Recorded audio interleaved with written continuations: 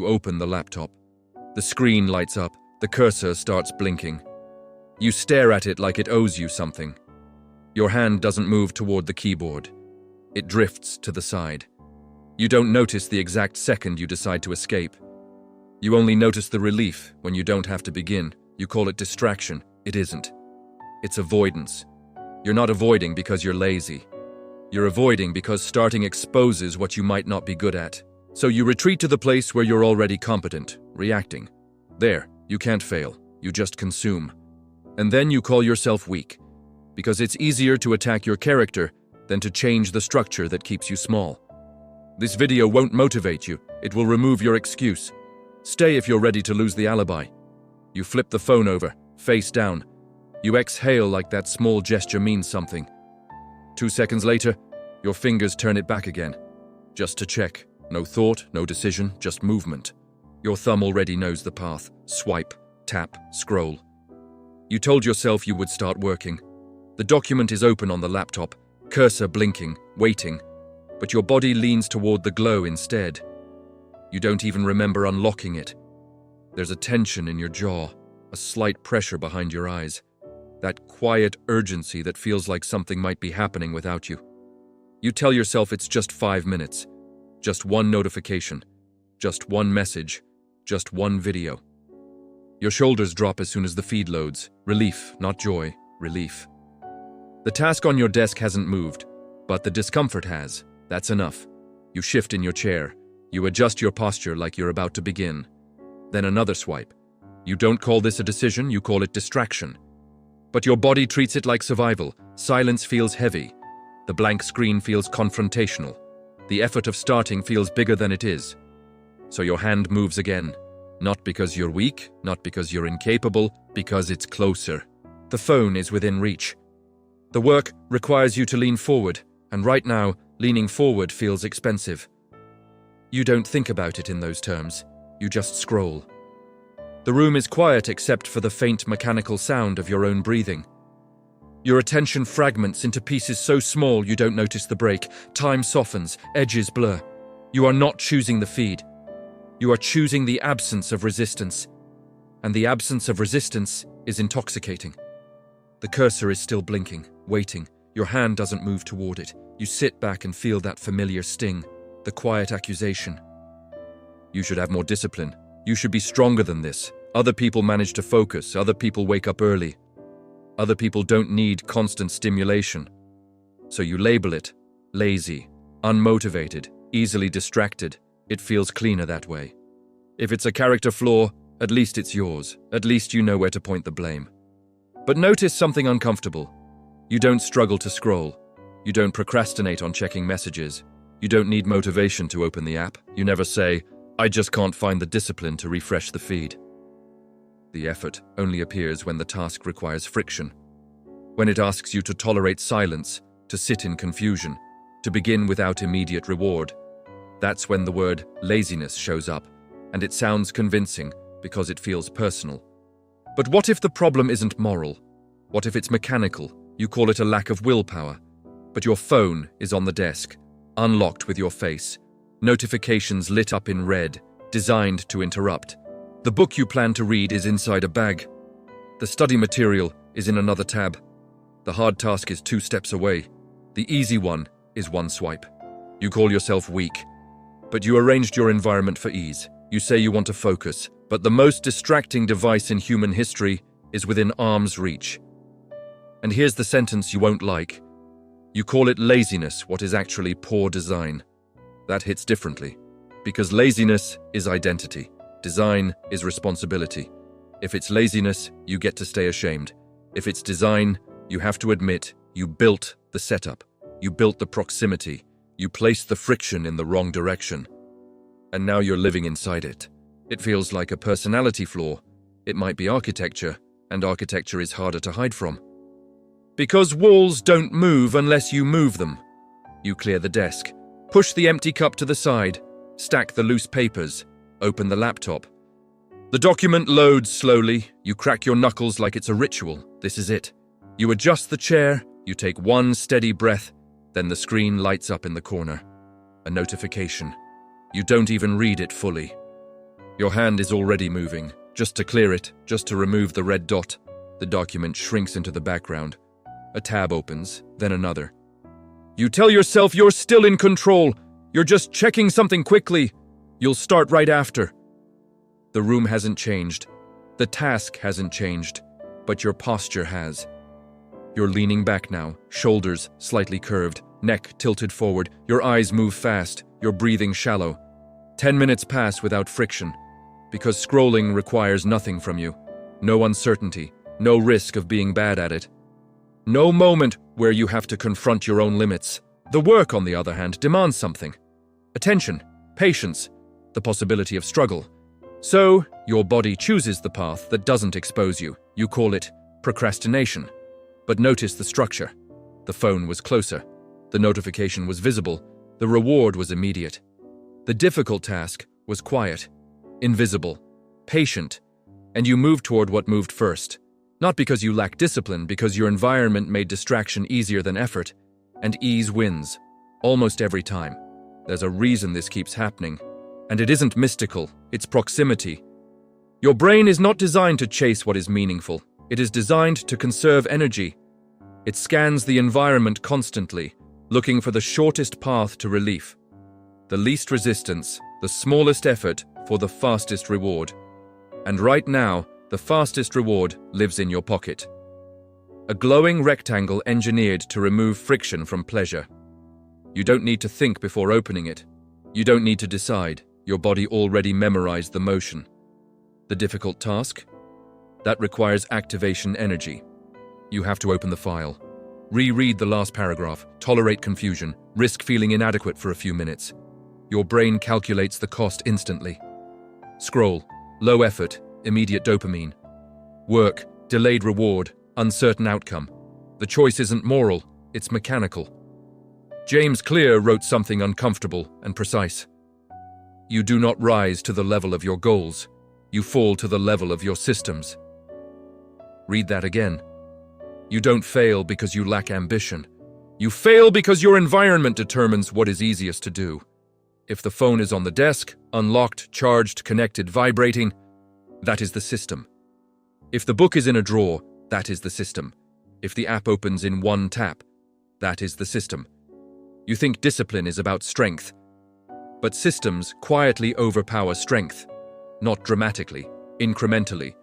You don't wake up deciding to sabotage yourself, you just respond to what's closest. The brain chooses what's within reach, and right now, distraction is within reach. That's not weakness, it's physics applied to behavior. The uncomfortable part? You arranged the physics, and now you're surprised by gravity. You still want to believe this is about character, because if it's character, you can fight it internally. You can promise to wake up stronger tomorrow. You can make a dramatic decision at midnight. You can download another productivity app. It feels noble. But look closely at what you're fighting. You're trying to out-discipline convenience. You're trying to out-focus a device designed by teams of neuroscientists, engineers, behavioral designers. You think the battle is inside you. It isn't. It's spatial. The phone is on the desk. The notifications are visible. The apps are arranged by color and frequency. Your charger is next to your bed. The system is frictionless in one direction and heavy in the other. You expect yourself to overcome that every single day. With motivation. Motivation is unstable. Access is constant. That's the illusion. You think discipline means resisting what is in front of you. But discipline without design is exhaustion, and exhaustion eventually loses. You don't need motivation to scroll. You don't need inspiration to open a video. You don't need emotional readiness to refresh a feed, because the path is smooth, the reward is immediate, and the cost is invisible. You believe you're choosing distraction. But often you're just following the lowest energy route available. And the lowest energy route was built to capture you. You call yourself inconsistent. But the system you live inside is perfectly consistent. It consistently makes the easiest action the most distracting one. And then you blame yourself for taking it. It feels like self-sabotage. It might be self-architecture. And architecture doesn't respond to guilt, it responds to redesign. Monday morning feels different. You wake up with intention. Today is the reset. Today you're serious. Today you won't waste time. You make coffee.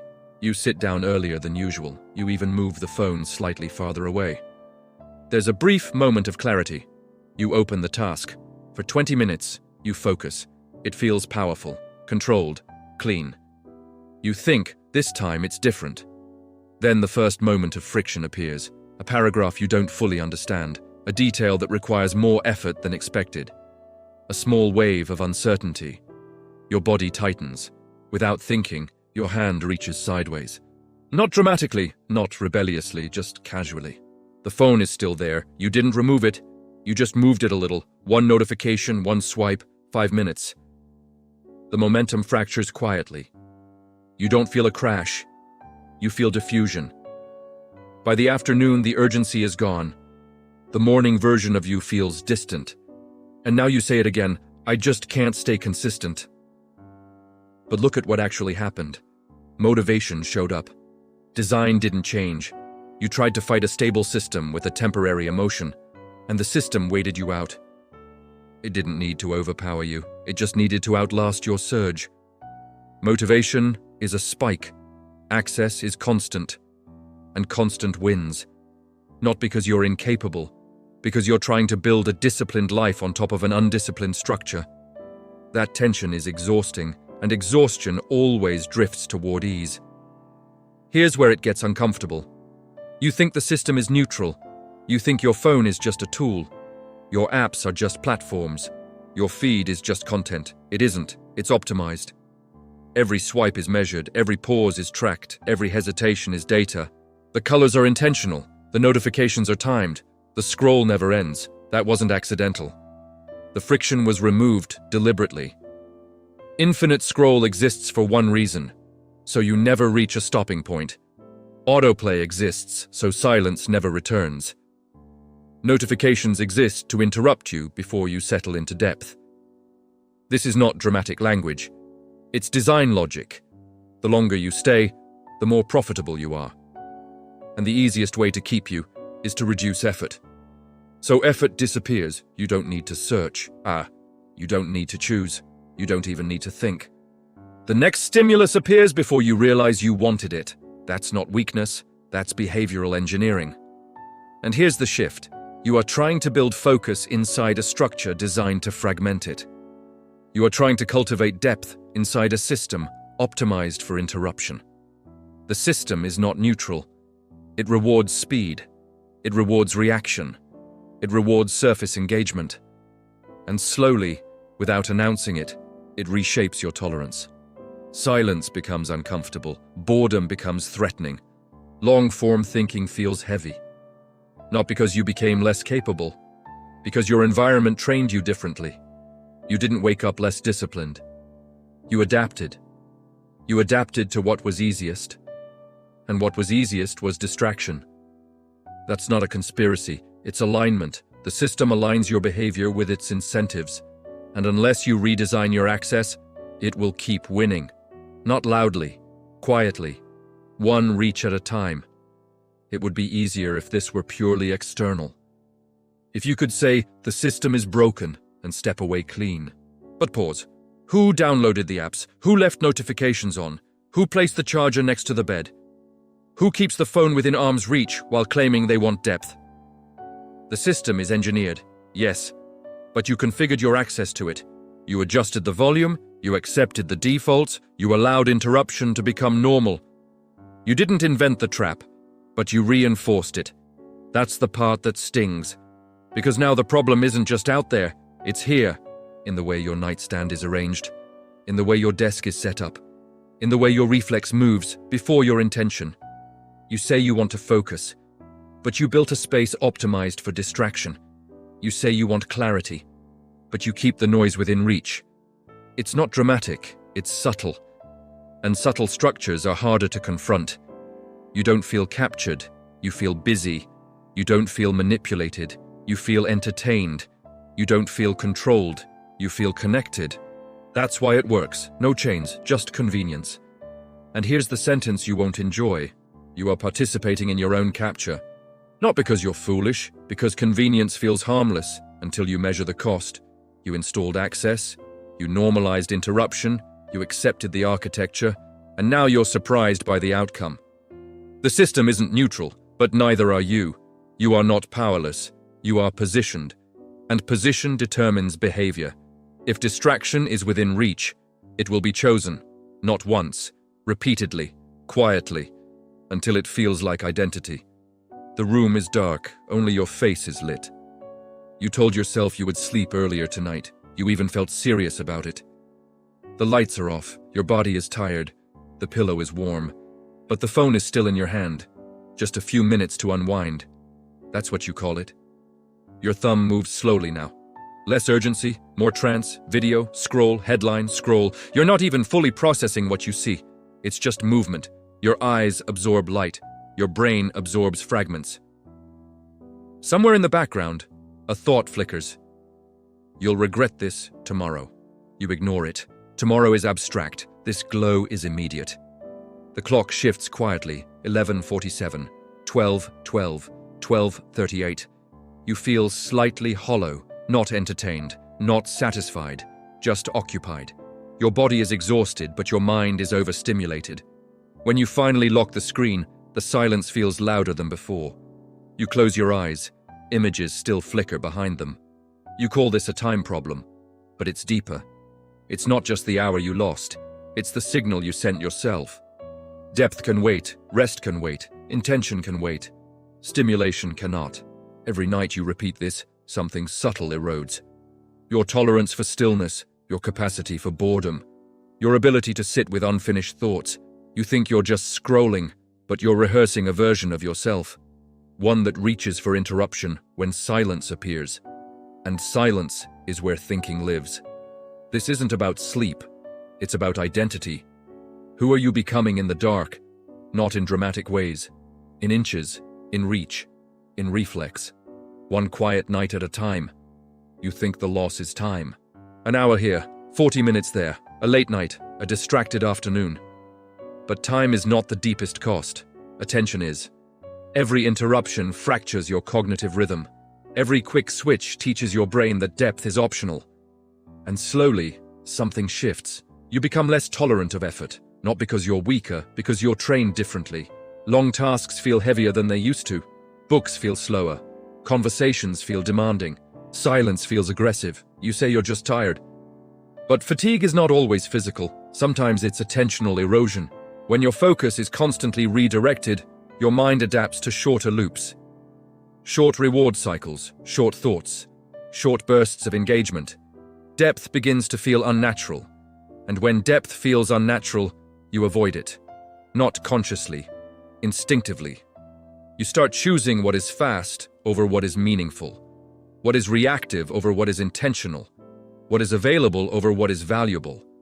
And here's the part you rarely calculate: the person you become when your attention is constantly fragmented. You don't just lose hours, you lose cognitive stamina. You lose the ability to stay with complexity. You lose the muscle of boredom tolerance. And boredom is not empty. Boredom is the doorway to original thinking. If you eliminate boredom, you eliminate the space where insight forms. That cost doesn't show up on a screen report. It shows up in shallower ideas, in half-finished projects, in conversations where you drift mid-sentence, in a life that feels busy but thin. You keep measuring productivity, but the real metric is depth, and depth cannot survive constant interruption. Not because you're incapable, because you keep training your brain to avoid staying. The phone didn't steal your identity, it diluted it, gradually, conveniently, within reach. You think you're distracted. But look closer. You're constantly consuming, constantly reacting, constantly responding, constantly available. And then you call yourself tired. There's a philosopher, Byung-Chul Han, who describes modern burnout as a form of self-exploitation. Not someone forcing you forcing yourself. Always reachable, always stimulated, always on. You scroll to relax, but you never fully disengage. You check messages at night, you answer emails faster than necessary, you monitor reactions to what you post, you participate in the same system that drains you, voluntarily. That's the shift. It's not just distraction, it's self-fragmentation. You split your attention into pieces and distribute it across platforms. And then you wonder why you feel thin, why your thinking feels shallow, why rest doesn't restore you. Because you never fully leave the feed. You are reachable even when you're alone. And constant reachability erodes sovereignty. You begin to measure yourself by response, by visibility, by engagement, and that subtle dependency reshapes your sense of control. You think you're choosing when to scroll, but the architecture chooses when to interrupt. And you respond again and again. If this confrontation is uncomfortable, good. Because comfort is what kept the system intact. If this is the kind of psychological dismantling you need, subscribe. Not for productivity tricks, for structural awareness, because the moment you see the design clearly, you stop personalizing what was engineered, you stop calling yourself weak, and you start examining access. This isn't about deleting your phone, it's about reclaiming authorship. Burnout isn't always overload. Sometimes it's leakage, tiny drains of attention, all day, every day, until your inner life feels outsourced, and you're left wondering when you stopped feeling fully present inside your own mind. If discipline hasn't saved you, stop demanding more of it. Change the reach, not your personality, your layout. Move the charger out of the bedroom, not as symbolism, as physics. If the phone sleeps in another room, the reflex meets friction, and friction interrupts automation. Delete the apps you open without thinking. Not because they are evil, because they are within reach.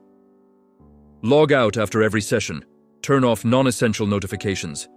Make distractions slightly inconvenient. That's all. You don't need a dramatic digital detox. You need micro-resistance. James Clear talks about making bad habits invisible and good habits obvious. So reverse the proximity. Put the book on the desk. Leave the notebook open. Keep the hard task visible. Hide the easy one. If scrolling requires 3 steps instead of 1, you introduce choice. Right now, distraction is automatic. You need to make it deliberate. The goal is not to eliminate temptation, it's to reassign ease. Right now, comfort is fast, effort is slow. Flip that. Make focus the default, make interruption the exception. And notice something important. The moment you do this, discomfort rises. Your hand will still reach for where the phone used to be. You will feel the gap, the small anxiety of not checking. That's not failure. That's withdrawal from frictionless stimulation. You're not addicted to content. You're conditioned to access, and conditioning can be redesigned. But redesign feels strange at first. Because your body memorized the old map. You are not trying to become stronger. You are changing the terrain. When the terrain changes, behavior follows. Not perfectly, but predictably. You don't take power back by trying harder. You take it back by rearranging what is within reach, and that decision is quieter than motivation, but far more durable. You think the hardest part will be deleting the app. It isn't. The hardest part is what happens after. You reply slower. You stop reacting instantly. You don't see messages the second they arrive, and suddenly, people notice. Did you see what I sent? You disappeared. You're quiet lately. You feel a subtle tension. Not from the phone, from the social contract you're breaking. Instant availability became normal. You stepping back feels like distance, even if it's just silence. You might feel the urge to explain yourself, to justify why you're not always online, to reassure others that you're still reachable. Notice that impulse. It's not about the app, it's about identity. For a long time, being responsive felt like being responsible. Being updated felt like being informed. Being reachable felt like being valuable. When you remove constant access, something deeper shifts. You are no longer immediately reactive. And reactivity was part of your persona. Now there's space, and space feels exposed. You may feel boredom more intensely. You may feel loneliness more clearly. You may feel your own thoughts without interruption. That can feel heavier than scrolling ever did. This is the micro-turn no one talks about. Taking power back doesn't feel powerful at first. It feels empty, because you removed noise. And silence reveals what the noise was covering. You wanted focus. But focus brings you face to face with yourself. And that confrontation is harder than deleting an icon. The system resists, your environment resists, and parts of you resist. Not because you're failing, because you're exiting a pattern. Patterns rarely dissolve quietly. At some point, this stops being about productivity. It stops being about managing time. It becomes about authorship. Who decides what you pay attention to? Who determines what interrupts you? Who holds the lever of your reach? When you remove constant access, you don't just change habits, you change identity. You are no longer the person who reacts instantly. You are no longer the person who fills every gap with stimulus. You become someone who can sit, who can wait, who can think a full thought without needing a pulse of validation. That shift is quiet. No one applauds it. It doesn't show up as a dramatic transformation. It shows up as longer stretches of uninterrupted work, as deeper conversations, as evenings that feel slower, as mornings that feel clearer. And in that space, something else emerges. Not productivity, presence. You start noticing how often you use distraction to avoid discomfort. How often you filled silence to avoid doubt. How often you reached for stimulation instead of staying with uncertainty. This is where the real work begins. Not in deleting apps, but in tolerating yourself without interruption. There's a reason this feels like a threshold. Because it is. You are shifting from being constantly reachable to being intentionally available. And those are not the same thing. Constant reachability fragments you. Intentional availability preserves you. If this conversation feels like more than habits, if it feels like identity, that's not accidental. In O Acordo Esquecido, Luciana Santos talks about the internal agreements we make without realizing it. Agreements to stay small, to stay distracted, to stay busy instead of present. The link is in the pinned comment if you want to explore that layer. Not as a solution, as a mirror. Because this isn't about deleting a phone, it's about renegotiating who you are when nothing is pulling at you. And that negotiation is private, uncomfortable, and irreversible once you see it clearly. You can keep blaming discipline. You can keep downloading focus apps. You can keep promising that next week will be different. Or you can admit something sharper. If what controls your reach controls your attention, and what controls your attention shapes your identity, then what you keep within reach is deciding who you become. Not in theory, in repetition. Every time your hand moves without your permission, something small is reinforced. Every time you tolerate silence instead of escaping it, something else is built. This is not about productivity, it's about sovereignty, about whether your nervous system belongs to you or to whatever interrupts you first. You were never lazy, you were positioned. And position creates pattern. If you leave the structure intact, the pattern will return. Not because you failed, because gravity doesn't negotiate. You don't rise to intention, you fall to design. So here is the threshold. Not dramatic, not loud, just clear. Either you redesign what is within reach, or you keep rehearsing the same identity. One swipe at a time. There is no villain here. There is no moral collapse. There is architecture and participation. The system is optimized, but you installed it. You can remove access, or you can keep negotiating with it. If what controls your reach controls your life, who is actually holding it? And when you look at your desk tonight, what is within reach? Write it in the comments, not as confession, as declaration. Because the moment you name what's within reach, you expose who's in control.